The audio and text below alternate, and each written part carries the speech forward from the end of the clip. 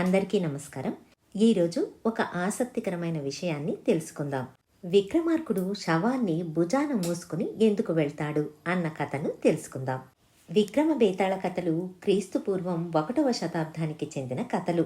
అంటే సుమారు 2000 సంవత్సరాల ముందు కథలన్నమాట. ఈ కథలు గుణాఢ్యుడు రచించిన బృహత్ కథలలో ఒక చిన్న భాగం. బృహత్ కథలను గుణాఢ్యుడు పైశాచీ భాషలో రచించాడు. అటుపై 11వ శతాబ్దంలో సోమదేవసూరి అనే కవి కథా సరిత్సాగరాన్ని రచించాడు. ఆ కథా సరిత్సాగరంలో గుణాఢ్యుడు పైశాచీ భాషలో రచించిన బేతాళ కథలను సంస్కృతంలో అనువదించాడు సోమదేవసూరి కవి. విక్రమ బేతాళ కథలు 25తో కూడుకున్న కథలు. అంటే మొత్తం 25 కథలన్నమాట. బేతాళుడు విక్రమార్కుడితో తాను కథ చెబుతానని, ఆ కథకు సంబంధించిన ఒక సందేహాన్ని ఆ కథ చివర్లో అడుగుతానని, ఒకవేళ దానికి సమాధానం తెలిస్తే విక్రమార్కుడు నోరు విడిచి సమాధానం చెప్పాలని, సమాధానం నిజంగా తెలియకుండా మౌనం వహిస్తే తాను వశం అవుతానని, ఒకవేళ సమాధానం తెలిసి చెప్పకపోతే విక్రమార్కుడి తల 1000 ముక్కలవుతుందని హెచ్చరిస్తుంది. అలా బేతాళుడు చెప్పే 24 కథలు, ఆ కథలకు సంబంధించిన బేతాళుడు అడిగిన సందేహాలకు సమాధానాలు చెప్తాడు విక్రమార్కుడు. చివరిగా 25వ కథలో తనకు సమాధానం తెలియకపోవడంతో విక్రమార్కుడు మౌనం వహించినప్పుడు బేతాళుడు విక్రమార్కుడికి వశమవుతాడు. ఇది 25కి సంబంధించిన కథలు. ఇవి కాక చందమామలో కొన్ని వందల కల్పిత కథలు విక్రమ బేతాళ కథలుగా రూపుదిద్దుకున్నాయి. ఇందులో చాలా కథలు చిన్నపిల్లలకు నీతిని తెలిపే కథలుగా ఎంతో ఆసక్తికరంగా సాగిపోతాయి. ఇక ఈరోజు మనం చెప్పుకోవలసిన అసలు కథకు వద్దాం. విక్రమార్కుడు బేతాళుణ్ణి ఎందుకు వశపరుచుకోవాలని అనుకుంటాడు, భుజాన శవాన్ని మోసుకుని ఎందుకు వెళ్తాడో తెలుసుకుందాం. ఇక్కడ ఇంకొక విషయం, బేతాళుడు ఆ 25 కథలను ఒక్క రాత్రే చెప్పాడు. కథలో కొద్దాం. విక్రమార్కుడు ఉజ్జయినిని రాజధానిగా చేసుకుని బట్టితో కలిసి ఎంతో వైభవంగా రాజ్యపాలన చెయ్యసాగాడు. విక్రమాదిత్యుడు గొప్ప వీరుడు, మంచివాడు, జ్ఞానశీలుడు. ఇంద్రలోకానికి వెళ్లి సాక్షాత్తు ఇంద్రుడి వద్ద నుంచి సింహాసనాన్ని పొందినవాడు. కాళికాదేవిని ప్రసన్నం చేసుకున్నవాడు. ఉజ్జయినికి కొంత దూరంలో దట్టమైన అడవుల మధ్య కాళికాదేవి ఆలయం ఉంది. కాళికాదేవిని ప్రసన్నం చేసుకోవాలని అక్కడ ఒక యోగి తపస్సు చేసుకోసాగాడు. అతని కఠినమైన తపస్సుకు మెచ్చిన కాళికాదేవి ప్రత్యక్షం అయ్యింది. ఏం కావాలి నాయనా అని అడిగింది. అప్పుడు ఆ యోగి, తల్లి, నువ్వు ఎప్పుడూ నాకు ప్రసన్నంగా ఉండాలి. బేతాళుడు నాకు వశమై ఎప్పుడూ నా దగ్గరే ఉంటూ నేను చెప్పిన పనులన్నీ చెయ్యాలి. విక్రమాదిత్యుడి బంగారు సింహాసనం మీద నేను కూర్చుని రాజ్యాన్ని పరిపాలించాలి. ఈ రాజ్యమంతా నా వశం కావాలి. ఇదే నా కోరిక అని కోరుకుంటాడు. కాళికాదేవి నవ్వి, కోరకూడని కోరిక కోరుకుంటున్నావు. ఈ పని జరగాలంటే నువ్వు 100 మంది రాజులను బలి ఇవ్వాలి. నువ్వు బలి ఇచ్చే 100వ రాజు అసమాన శూరుడు, గొప్ప జ్ఞానశీలుడు అయి ఉండాలి. అప్పుడే నీ ఈ కోరిక నెరవేరుతుంది అని చెప్పి అదృశ్యమవుతుంది. అప్పట్నుంచి ఆ యోగి మాయమాటలు చెప్పి 99 మంది రాజులను కాళికాలయంలో బలి ఇచ్చాడు. 100వ వాడుగా విక్రమాదిత్యుణ్ణి ఎన్నుకుంటాడు. విక్రమాదిత్యుడి సహాయంతో బేతాళుణ్ణి వశపరుచుకుని అటుపై విక్రమాదిత్యుణ్ణి 100వ వాడిగా బలి ఇచ్చి ఈ భూమండలాన్నంతా ఏలాలని పన్నాగం పన్నుతాడు.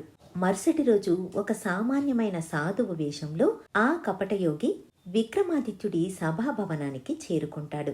రాజుకు నమస్కరించి ఒక దానిమ్మ పండు రాజు చేతిలో పెట్టి ఏమీ మాట్లాడకుండా అక్కడ్నుంచి వెళ్ళిపోతాడు. పండు తీసుకున్న విక్రమాదిత్యుడు ఆ పండును పక్కనే ఉన్న బల్ల మీద పెడతాడు. ఇలా ఆ కపటయోగి సాధువేషంలో ప్రతిరోజు ఒక్కొక్క దానిమ్మ పండును రాజు చేత ఇచ్చి వెళుతూ ఉండేవాడు. రాజు దానిని తీసుకుని బల్ల మీద పెట్టేవాడు. ఎప్పటిలాగే ఒకరోజు ఆ సాధువు ఒక పండు తెచ్చి రాజు చేతిలో పెట్టి వెళ్ళిపోయాడు. అటుపై రాజు దానిని బల్ల మీద పెట్టాడు. బల్ల పక్కన ఒక కిటికీ ఉంది. కిటికీకి అటువైపు ఉద్యానవనం ఉంది. ఆ ఉద్యానవనంలో చెట్టుపై ఉన్న ఒక కోతి దృష్టిని బల్లపై ఉన్న ఈ దానిమ్మ పండు ఆకర్షించింది. వెంటనే ఆ కోతి కిటికీలో నుంచి లోపలికి వచ్చి పండును తీసుకుని టక్కున కొరికింది.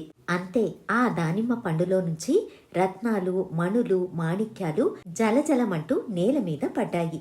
ఇది చూసి సభలోని వాళ్ళందరూ ఒక్కసారిగా నోళ్లు వెళ్ళబెట్టారు. రాజు కూడా ఎంతో ఆశ్చర్యపోయాడు. భటులను పిలిపించి సాధువు ఇచ్చిన పళ్ళన్నిటినీ తెప్పించాడు. చూస్తే అన్నిట్లోనూ మేలిమి ముత్యాలు నవరత్నాలతో నిండి ఉన్నాయి. ఆశ్చర్యపోయిన విక్రమాదిత్యుడు తాను సాధువును ఒక్కరోజైనా పలకరించలేదని, అతను ఎందుకు వస్తున్నాడో అన్న విషయాన్ని కూడా తెలుసుకోలేదని చింతించాడు. మరుసటి రోజు సాధువు కోసం ఎదురు చూడసాగాడు. మరుసటి రోజు కూడా సాధువు వచ్చి ఎప్పటిలాగే పండును తెచ్చి విక్రమాదిత్యుడికి ఇచ్చాడు. తిరిగి వెళ్లబోతున్న సాధువును విక్రమాదిత్యుడు ఆపి అతిథి మర్యాదలు చేసి, మహర్షి, మీరు ఎవరు, ఎందుకోసం వస్తున్నారు, మీకు నా గురించి ఏదైనా పని జరగాలంటే తప్పకుండా చెప్పండి, నెరవేరుస్తాను అని అంటాడు.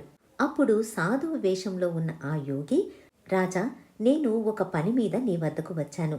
నువ్వు మాత్రమే చేయగల ఆ పనిని నువ్వు చేసి పెడతానని నాకు మాట ఇస్తే నేను నీకు ఆ విషయం చెబుతాను అని అంటాడు. దానికి విక్రమార్కుడు నవ్వి, తప్పకుండా చేసి పెడతాను, ఇంతకు ఆ పనేంటో చెప్పండి అని అడుగుతాడు. దానికి ఆ యోగి, విక్రమాదిత్య, నేను లోకానికి మంచి జరిగేందుకు అరణ్యంలోని కాళీమాత గుడిలో యాగాన్ని చేస్తున్నాను. ఆ యాగం పూర్తవ్వాలంటే మోదుగ వృక్షానికి ఉన్న బేతాళుణ్ణి వశపరుచుకోవాలి. ఆ దట్టమైన అడవిలో మోదుగ వృక్షానికి శవం రూపంలో వేలాడుతున్న బేతాళుణ్ణి వశపరుచుకునే శక్తి సామర్థ్యాలు నీకు ఉన్నాయని నాకు తెలుసు. అందుకే నీ సహాయం కోరి వచ్చాను. నువ్వు వచ్చే అమావాస్యకు కాళికామాత ఆలయానికి రావాలి అని చెబుతాడు. దీనికి అంగీకరించిన విక్రమాదిత్యుడు చెప్పిన మాట ప్రకారం అమావాస్య రోజు కాళికా ఆలయానికి వెళ్లి అక్కడ యోగిని కలుసుకుని, యోగి చెప్పిన ప్రకారం ఆ దట్టమైన అడవిలో అర్ధరాత్రి పూట అమావాస్య రోజు మోదుగ వృక్షాన్ని చేరుకుని అక్కడ వేలాడుతున్న శవాన్ని చూస్తాడు. చుట్టూ చీకటి, శ్మశానాన్ని తలపించే ఆ వాతావరణంలో ఏమీ పట్టించుకోకుండా ఆ శవాన్ని తీసుకుని భుజాన వేసుకుంటాడు. అప్పుడు శవంలోని బేతాళుడు, రాజా, నన్నెందుకు మోసుకెళ్తున్నావు, నేను ఎవ్వరికీ లొంగను అని అంటాడు. కానీ నీ ధైర్యం చూస్తుంటే నాకు ఆశ్చర్యం వేస్తోంది. అయితే నేను నీకు వశం అవ్వాలంటే నాది ఒక షరతు. నేను నీకు ఒక కథను చెప్తాను. ఆ కథను నువ్వు మౌనంగా వినాలి. ఆ కథ చివరన నిన్ను ఒక ప్రశ్న అడుగుతాను. ఆ ప్రశ్నకు నీకు సమాధానం తెలిస్తే నువ్వు మౌనాన్ని వీడి సమాధానం చెప్పాలి. అయితే నువ్వు సమాధానం చెప్పడానికి మౌనాన్ని వీడినప్పుడు నేను నీ భుజం నుంచి అదృశ్యమై మళ్ళీ చెట్టును చేరుకుంటాను. అలాగని నువ్వు సమాధానం తెలిసి చెప్పకపోతే నీ తల 1000 ముక్కలవుతుంది. నా ప్రశ్నలకు నీకు నిజంగా సమాధానం తెలియనప్పుడు నేను నీకు వశమవుతాను అని చెబుతాడు. అది విన్న విక్రమాదిత్యుడు చిరునవ్వు నవ్వి మౌనాన్ని వీడకుండా తల ఆడిస్తాడు. అలా బేతాళుడు చెప్పిన 24 కథలకు సంబంధించిన ప్రశ్నలకు సమాధానం చెప్తాడు విక్రమార్కుడు. 25వ కథకు సమాధానం తెలియనప్పుడు బేతాళుడు విక్రమార్కుడితో, రాజా, నీ ధైర్య సాహసాలు నిజంగా మెచ్చదగినవి. ఇచ్చిన మాట కోసం ఇంత కష్టపడ్డావు. కానీ నీకొక నిజం చెప్తాను, విను. నువ్వనుకుంటున్నట్టు యోగి మంచివాడు కాదు. ఇప్పటికే 99 మంది రాజులను బలికొన్నాడు. 100వ వాడిగా నిన్ను ఎన్నుకున్నాడు. ఇప్పుడు నన్ను వశపరుచుకుని నిన్ను 100వ వాడిగా బలి ఇస్తాడు. కాబట్టి నువ్వు యోగి వద్దకు వెళ్ళి అతడు నిన్ను సాష్టాంగ నమస్కారం చెయ్యమన్నప్పుడు ఎలాగో చూపమని అడుగు.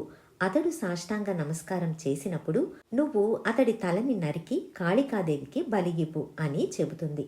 బేతాళుణ్ణి కాళికాదేవికి తీసుకువెళ్లిన విక్రమార్కుడు బేతాళుడు చెప్పినట్టే చేసి యోగిని కాళికాదేవికి బలిగా ఇస్తాడు. అటుపై కాళికాదేవి ప్రత్యక్షమై విక్రమార్కుణ్ణి దీవిస్తుంది. అప్పట్నుంచి బేతాళుడు విక్రమార్కుడికి వశమై ఉంటాడు.